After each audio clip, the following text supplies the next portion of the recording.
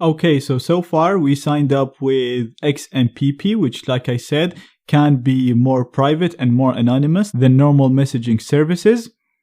We're also using this from Tails, which is live and amnesic and comes with the latest patches and more secure than normal operating systems. So right now, our method of instant messaging is more private and much more anonymous than normal instant messengers. We're also using end-to-end encryption, so whenever we send a message, it gets encrypted on our end and never gets decrypted until it reaches the destination, so no one can read the content of the message. Even the server that we're using to facilitate the connection cannot see the messages that we send. So this is really, really good. The servers also use TLS. So everything is set up properly so far.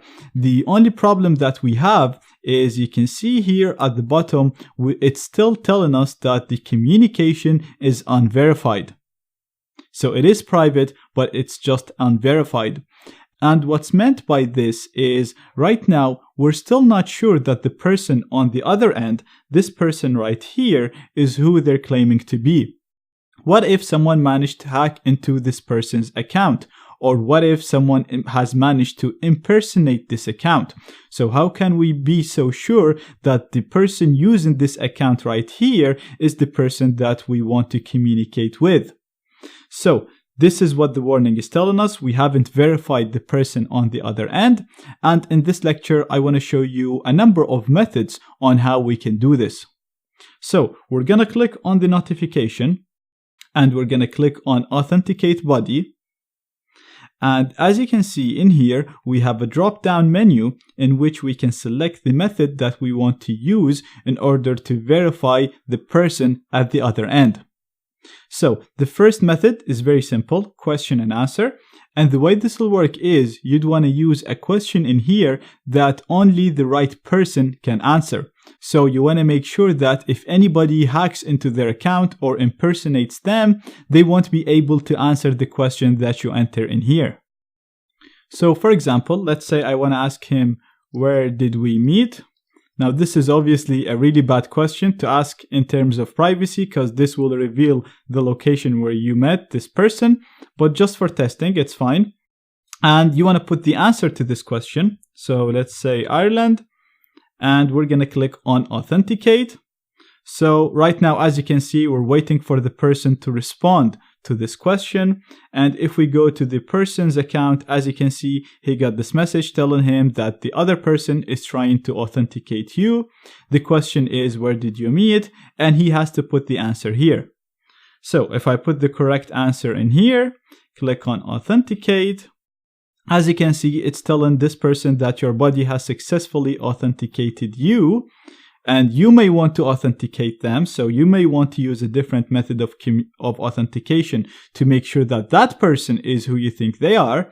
But if we go back here, you can see that it's telling us that the authentication is successful and the communication right now is private. The warning is gone.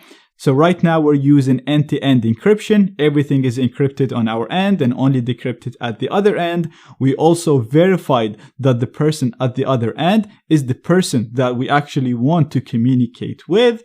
We're using XMPP to send the messages. Like I said, this is a decentralized messaging protocol that is not really owned by a single company.